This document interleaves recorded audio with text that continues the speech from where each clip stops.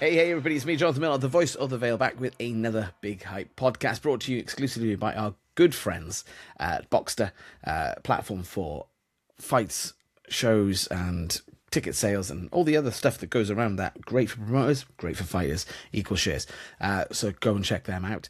Our best friends at We Prep UK, great nutritional company, great man, Matthew. Go and meet him. He's a fantastic guy. He'll always sort you out some great deals on some food. Go check him out. And MC Prestige, I couldn't think what their surname was then. MC Prestige, events and equipment hire, including rings, lightings, and sound as well. So check those out. But my great sponsors are fantastic. We love them to bits.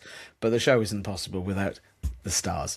So, ladies and gentlemen, I would like to introduce you to a fantastic, up-and-coming, undefeated 2-0 boxer from Britton Ferry in Wales, which is near Port Talbot, not far away.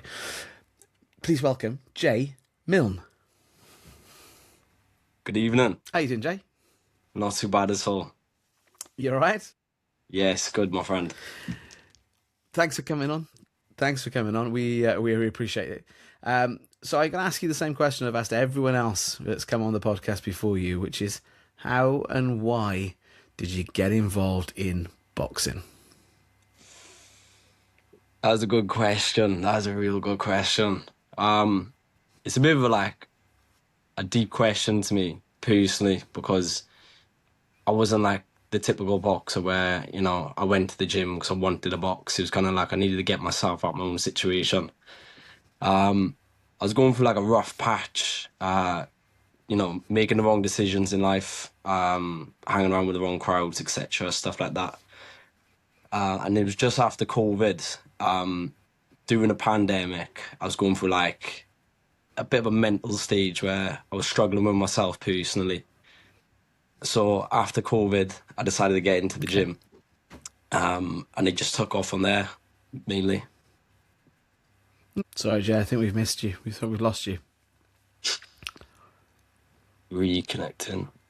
Can you hear me, John? Where are you at the moment, Jay? I'm just in my house, I am. Between technical issues tonight, it's not been a great night for us. But let's see if we can get Jay back, and we'll carry on the conversation. Keep it locked on the Big Hope. That's all right, mate. That's all right. So we were saying that during the lockdown, during the thing, you were looking and going into the gym. Is that right? That's correct, yeah.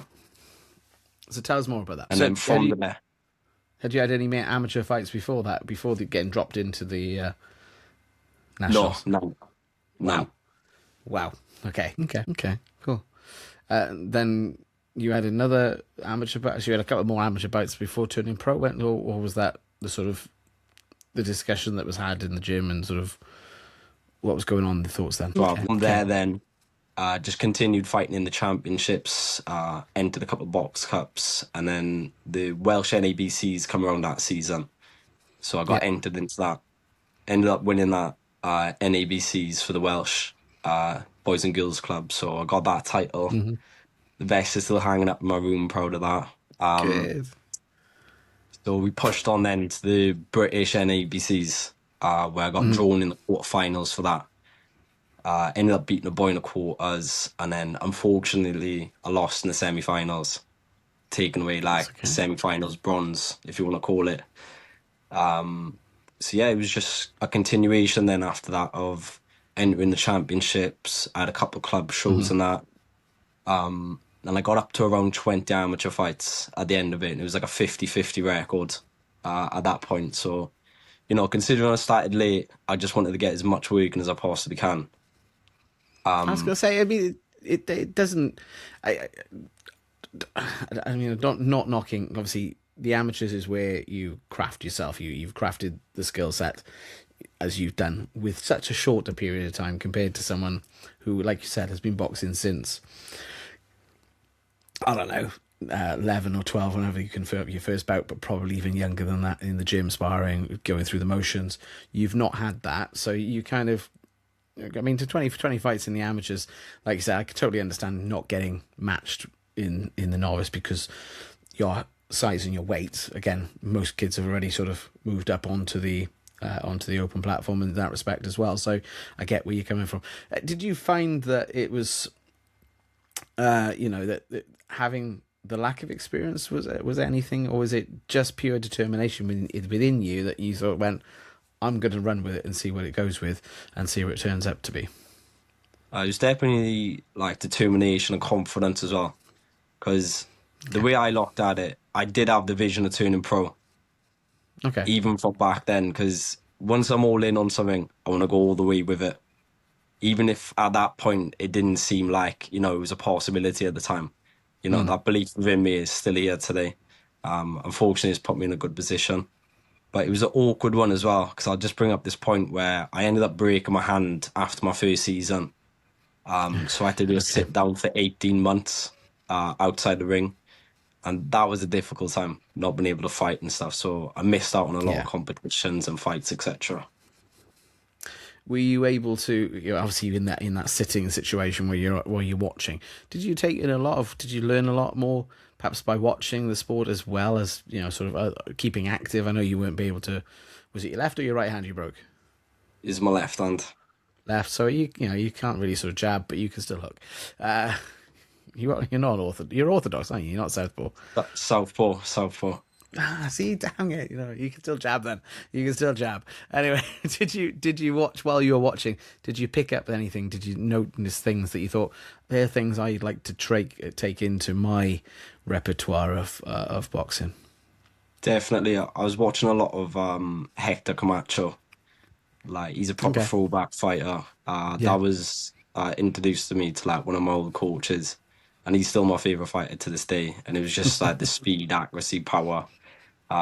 So I was noting quite a lot, but at the same time, I was slowly drifting away from the sport as well. Obviously, because Okay. I can't properly train or anything. Yeah. So I was in a way almost giving up on the boxing because Mm. personal life, I was going out with my mates a lot more, etc., stuff like that. And then eventually, I was at the point where I was ready to pack it in completely. Okay. But you didn't. So what pulled you back in? I've got to give credit to the coach I got now, Dale Hughes. He's the main man. We had a conversation down the gym. He was just getting into Mm. like the coaching. He boxed when he was younger and everything, and then Hmm. he ended up coaching in the gym at the time. So I remember coming to the gym and I was like, "God, I'm not really feeling it anymore or anything like this." Yeah. And we had a conversation just about life in general, and we related Hmm. to a lot of things. And from that, then it was almost like, do you know what? If this man's going to believe in me and put the time and effort in to make sure I'm the Mm. best fighter I can be, the least I can do is give that back then. And he's still my coach this Yeah. day as a professional. So stuff like that, where you're down and out, you're not quite sure what you want to do, but someone lifts you up. You don't usually get that in life, and it's something that I cherish deeply as well. Yeah. Yeah. So coach now he's still with you. He's still in your corner when you came into the pros. You turned over pro. When was that? That was last year, so I believe I signed my contract in June or July last year, and Signed then with Chris Anager. the one and only Chris Sanders. Sanders prevents One and great. only. One and only. There's only one of him, and he's fantastic. And he turns up. He turns up, and he's the shows are great that they put on as well. Put on some very interesting shows, and we'll talk about that because your debut is in a very interesting venue. Um, some of the Americans will never believe this actually happens, but we have boxing. Oh, you can tell. Where did Chris Saniga and Saniga, they put on a few shows there. Where did they put on a show? That was at the galleries in Bristol. Sounds like a nice place, the galleries, doesn't it? Until you Yeah, realise that actually it's not in the galleries, it's underground, and in the car parking lot underground. It's really, really It's like takes the whole level of boxing. Like it's like, well, we are underground boxing. This is, but it's still professional, so it's still done correctly. You still got a great venue, and it's a great atmosphere in there as well. From what others have told me, I have not been, so I'm just going to rely on you. How did you feel at your debut? How did it feel? How did it go for you? What was your debut like? do you know what? My debut was an eye-opening fight for me. Just like the build up towards it, we had a great camp. It was around 12 weeks, and then leading up to the fight, we went through, believe it was around 3 or 4 different fighters. So eventually we did end up finding a fight. And that was with Curtis Lambert from Batalba. He was going Okay. for his debut as well. So on paper, it is a 50-50 fight. It wasn't someone who was in there to lose. It was, he was coming to win that night. Yeah. So, we were more than ready for it anyway. We accepted the fight, got it on. And when I arrived at the venue, it was almost like, the best way I can describe it is like a Mortal Kombat type of vibe to it. Where it's just unordinary. It's like, it was crazy, it was. I've never heard it described like that, but okay, I get your point. I kind of know what you mean. But Yeah. yeah, it is a bit sort of just people just turning up. You've got your opponent sometimes in the same, within sort of arm's reach of you kind of thing. Everyone wants to weigh in if they haven't already weighed in, because that's the normal sort of situation. And then everyone turns up. You kind of getting weighed in at certain times. Everyone's chatting to each other. Everyone knows everyone at that sort of level. So you weighed in, chilled out, went out to cheeky Nando's, I imagine. We actually did go for a Nando's, yeah. All boxers do. All MMA fighters do as well. It's just something you do. So, how did the fight go? The fight went really well. Dealing with someone who was coming to win as well. With the atmosphere, I had a really good crowd up there that night, and I just want to give another shout out to everyone who was able to make it that night. 'Cause it's a little bit of a trek from my hometown, so True. appreciate you all for making it up that night. Within the fight, it was exciting with the 8-ounce gloves on, your name being announced, crowds roaring, a couple of people on the drink. It just gives that feeling that it's a little bit more important. It means something now. Yeah. And what anything else that you sort of took from the fight, you sort of as you went through it with Curtis? Was there anything that sort of you felt wasn't quite yours, or wasn't quite going your way, or what? Talk us through the fight. The main thing I took away from that fight was planting my feet a little bit too much. I was too flat-footed. Adapting to the pro style, it's a little bit more slow-paced. Your feet are a little bit more planted. But I just took it a little bit too far with the planted feet, where I was loading up on shots quite a lot. And yeah, that was the main takeaway from it. So me and my coach, Dale, we got back to the drawing boards, reset, and we shaped up for the next one. Okay. Yeah, because the next one out was only a couple of weeks ago. If you're watching this, it was back at the end of May. So it wasn't that long ago. Just over a fortnight ago, roughly. Yeah. Sound about right? No. Yeah, over a week ago, actually. Just over a week ago. Up against a game sort of opponent in Liam Fitzmaurice. Thoughts or feelings about that bout? That fight was just a stepping stone towards where I want to be going. The things we worked on in the gym that I was lacking in my last fight, we executed in this one perfectly. So respect to Liam for tuning up on the night.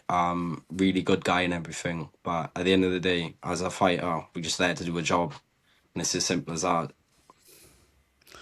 Again, you had a nice little crowd with you as well that night. Yeah. Lots of noise. It was. I think you were probably the second loudest there. I think second loudest. We can argue first and second. I don't want. Yeah, I think it was. I would say second, but I think you could also argue first as well. Like you said, an excellent bout. You executed everything. I mean, I was sat ringside for this one for your bout. It looked like everything you wanted to get out and deliver, you delivered. Clinical performance 40-36 on the scorecard.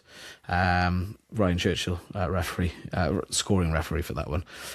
So it was yeah, anything you feel again you took from that? Because again, it's these are the learning fights in the pro, like you said, the time scale, the difference rounds. You've got an extra minute in a round compared to the amateur style, so it's not as fast. You've got an extra round as well. You've got the 4 rounders rather than the 3. The main thing we took away from that was, I would say personally, and what Dale related it back to as well, was the foot positioning. So I was working in and out of range, keeping pressure on the front foot. While I was on the back foot, I was still keeping that pressure there, putting my combos together really nicely and working behind my jab all night. That was like the main key factor for me winning the fight on the last show. I think I'll agree with you on that one. I mean, I was watching it. You slipped a few. The footwork was good, and long may it continue as long as you're happy. So what's looking at slightly ahead into the boxing globe, or the boxing what do you call it, futures market? What does Jay fancy himself doing next? Experience. Just Okay. building the experience as much as I can, because in a way, the amount of amateur fights I had and the time frame that I've been boxing, the experience is what I need now. So the game plan moving forward is to take things a little bit slower than I did as an amateur, rather than jumping straight in the deep end. We're looking at perfecting the craft moving forward. So the way we want to set it out is Welsh title, Celtic, maybe a continental belt, British, and from there. But the main focus right now is experience and building that first, rather than getting ahead ourselves. Because Okay. I'm still young. I'm 22 years of age. I've got plenty of time ahead of me. I was So gonna say you've not long had a birthday. Um, yeah, it's 22 years old, just starting out on this one. Yeah, I can see that. Is there anyone you sort of like to sort of think, you know what, I'd love to have a little go at that guy, or a little bit with this sort of thing? What weight are you at? You're at bantam or super bantam? super bantam at the moment. But Yeah. with the weight, we're going to be testing out a little bit. Mm. So I'm currently at super bantam. But for the next one, we're going to look at bantamweight, and potentially Okay. even in the future looking at like super fly if that's possible. Okay. Okay. Yeah, because there's a little bit of movement. You're, like you say, you're still a young man. Your body's still developing, and you're still you can put muscle in certain places, and obviously, you know, as you develop now with the more boxing skills and the more bit of weightlifting, etc., that's kind of come with that naturally, you're going to bulk a little bit as more. So yeah, so okay. Is there anyone in those divisions you thought, you know what, like to have a little go at that, or a little go at this guy, or I'm going to sound a little bit disrespectful, but I haven't been paying no? too much attention to it quite yet. That's all right. Yeah, I totally. And I'm throwing that out there just to see what comes. Jay, it's a bit of a curveball, because obviously you could say Yeah. something like, and I'm like, well, if you wanted to, you know, those people are. You've got to look at your journey naturally. And I would say the same thing. I've said this to others as well. On you've been on you know what's best for you. Talk to your corner, talk to your coaches, talk to your camp, your management team, and go with what's available. And the pathway you set out there. I mean, the Welsh title, the Celtic, a continental, or sort of Commonwealth maybe, or European. You seem to be wanting to follow the traditional pathway through it, and I take my hat off if that's the way you're going to do it. Then you know, those opportunities will come. So yeah, so I think that's, you know, the sort of thing. Is there a longer term goal? Because as I say, you're 22 now. You've got another 10, 15 years in this sport, potential. Where would you like to end the career, at the end of it, when you think, do you know what, I've accomplished or done everything that I want to do? Where would you like to sort of think about retiring? It's a good question. And I'm going to keep it short and simple. Everyone talks about achieving these dreams and putting in the work for it, but actions speak louder than words. So we'll see. That's fair enough. I'm not going to argue with that one. I'm not going to argue with that one. Jay, outside of boxing, what else do you do? Mainly just spend a lot of time with my close friends. I have a really good network around me of I wouldn't even exactly call them friends, like brothers, closest to me. All good intentions, and we've all got a vision of getting somewhere with our lives with purpose more than anything. That's great. You've got a network of people around you that are helping you, holding you accountable, and you're helping them achieve their goals, I guess, as well. Exactly. I like that. Like-minded Jay. I like individuals. that. I think there's a saying that if you show me your 5 closest friends, I'll show you your future. And if those people are on board with you, then I think you've got a bright future ahead of you. I think we've got a lot to look at, and I'd like to continue this conversation in a couple of months' time or a couple of years' time, and see where you're up to. Sound fair enough? Sounds good. Sounds fair enough. But what is there anything else you'd like to add now? Is there kind of sponsors or anything like that? You've got people involved that you say holding you accountable. Is there anyone that's sort of helping you financially get through? Because I know being a boxer is a tough old business and it costs an awful lot of money. So. I'm just one thing I want to definitely shout out: Enzo Macalini.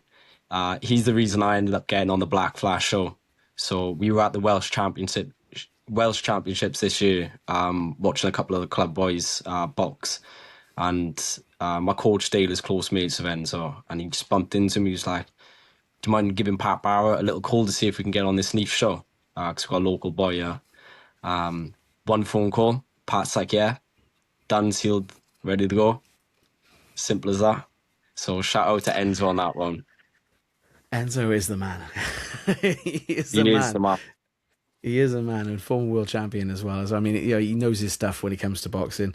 Pat Barrett show, obviously Black Flash Promotions coming down from Manchester, runs those shows in Wales for us. It's great to have Welsh boxing and regular Welsh boxing shows, so we can keep. Tats off to Sandegger as well, because he tries to keep them going as well. I know he's Bristol based, but he does do a fair number here in Wales as well. So it's great to see Welsh boxing. Was that the night that I was there? The Friday night? It was, that yes. Saturday. There you go. Saturday. You saw me already. Did I do a good job? Yeah. Really good job. Do you know what? There you go. That's right then. For the energy you give out, I was like, I'm the man tonight, and I'm the man. So you were. I appreciate you making it a special moment. Hey, that's what it's all about, isn't it? That's all about. It's making a good night. We have a bit of a closing tradition on the podcast. It's called the final round. So, Jay, Are you ready for your final round? I just want to shout out my sponsors quickly. Oh, go on then, quickly. Just a quick one. I forgot about that. Thai Coconut, appreciate you. Jack and Potatoes, Neath, Mark, appreciate you. Pick a Mix, Everglades Windows, Pinnacle Scaffolding, Apex South Wales Mouthguards, and All Accessories. Where I'm at now, I wouldn't be possible to get there, so thank you. No, thank them, because they are keeping you going. I know it's difficult. A lot of boxers come on the podcast. We talk about finances and stuff like that. Though it's classed as professional boxing, sometimes the figures and the numbers don't quite match up until you get to a certain level. But even then, I've had a British champion. I remember seeing a British champion clearing out a river in the valleys, and I'm going, "What are you doing?" He's like, "Aren't you British champion?" He's like, "Yeah, but I didn't make enough money on the fight to blah blah blah." It's tough. So hats off to anyone who's willing to get involved, and hats off to anyone else. Anyway, back to it. Jay, are you ready for your final round? I'm ready. Either or questions. Let's go. Seconds out. Southpaw or orthodox? What's your favourite? Southpaw. You like to box southpaws, or do you rather box or orthodox? Southpaw. Okay. Body shots or headshots? Body shots. Okay. Train alone or with a partner? I like training with a team. Okay. Early bird or night owl? Early bird. Heavy bag or a speed bag? Speed bag. You're in the very small minority of people like smart, short speed bags, let me tell you. Underdog or favourite? Underdog. Okay. In the gym or outdoors amongst the trees? In the gym. Okay. Short, powerful boxing punches or long and technical game? Techie. Okay. Fight dirty, fight clean. Bit of both. Loud crowd or the quiet atmosphere? Loud crowd. Cool. Quick knockout or strategic win? Gotta go with a knockout. Okay. Hypothetical question, because this game isn't being signed until it's signed. I'm sorry, people can moan at me with this one. AJ or Fury? It's a difficult question. It is now. It wasn't a few months ago. It was quite an easy question, I thought, a few months ago. But I don't have an answer for that one. I gotta be honest with you. I do not have an answer. Just do my cop-out answer, which is the fans, because the fans have wanted this for a long, long time. Yeah. And although they're not quite at their prime, it would have been better, probably the best part of 4 or 5 years ago, but we're still getting it. So at least we're getting it, seems. This is the case. So let's just wait until it's all signed and sealed and they start advertising it, and then we know it's real. Because we know boxing, and sometimes, even then, with it being advertised, bouts still don't happen. So... Jay, thank you so much for coming on board the Big Hype podcast tonight. How do people get involved with you? How do they follow your journey? So I've got my Instagram, that's j.milne. I got my TikTok, which is J7M Boxing. My Facebook page, Jay Milne. So reach out, drop a follow. Appreciate it. Jay, I wish you every success, and I'm looking forward to following your journey. I'm looking forward as an MC to hopefully announcing you again at another future event, hopefully for something like a Welsh Championship or a Welsh title, or a area title, or even the Celtic, or even something bigger. I know I'll talk to Dan and Pat, and you talk to your guys on your side, and let's see what comes out of it. I think there's a bright future ahead of you, Jay. No worries. Thanks for coming on the Big Hype podcast. Take care, my friend. Bye. All the best. This has been a Big Hype production, edited and produced by Jonathan Millard, assisted by Riverside FM and distributed by Buzzsprout, available on all good podcast platforms. For more information, visit www.bighypepodcast.co.uk.